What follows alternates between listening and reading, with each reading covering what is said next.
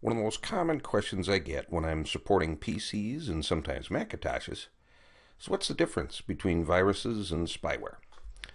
Let's do a quick conceptual overview of these two bad things. Now, if you look at the diagram at the bottom here, there are 7 types of malicious software or malware. And as a computer user, you don't need to know these 7 things. If you're in the IT field, you probably should. Malware is software that is written with bad intent, illicit intent, illegal intent, and it's always undesirable on a computer. But one type is certainly worse than the other. Let's go over the 2 types and you'll see which one is. Viruses, though that's the one that's much worse than spyware. But they are kind of related and play off each other. The term virus and the term spyware, both of these are umbrella terms. Viruses are destructive to the functioning of your computer. Slow it down, make it so you can't open things, make your internet not work, and that kind of thing.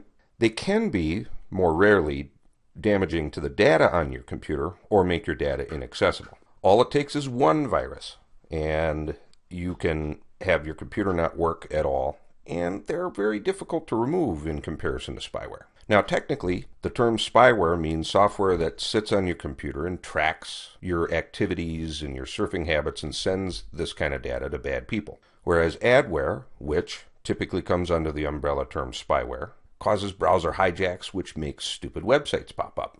All types of spyware will make your computer slower and make it more likely that you're going to get a virus. Now, one of the most beguiling things is that some spyware is going to be missed by even the best antivirus programs. Why this is, I'm not sure. But the bottom line is you're going to need to do more than just get the best antivirus program. Now let's return to this diagram here quickly.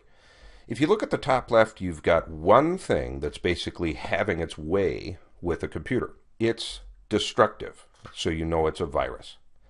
If you look at the bottom, you've got barnacles on the bottom of a ship. There are diagrams on the internet of just a few barnacles on the bottom of a ship and a lot.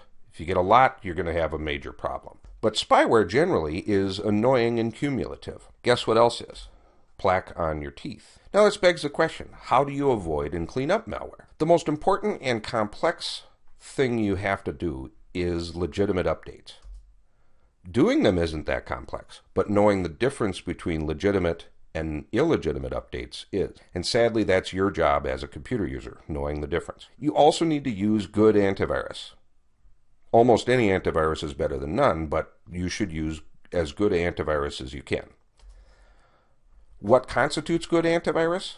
It doesn't slow your computer down or gum up the works, but it also does a good job of stopping bad things. I believe the best software for that is ESET's NOD32. Now, I do have tools in plural here, but if you're only going to run one, you may as well run Malwarebytes. And you should run that about every 3 to 6 weeks.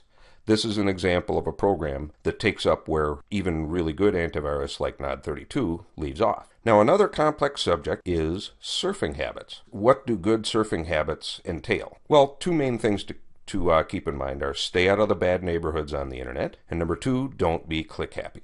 So, this was a short overview just to make it clear that there are 2 main types of malware that consumers might find on their computer, and if you know the difference and how to avoid them and how they interact, even just the little bit that this video covers, you'll be in better shape. If you have further questions, feel free to visit us at bradhelps.com, and thank you very much for watching.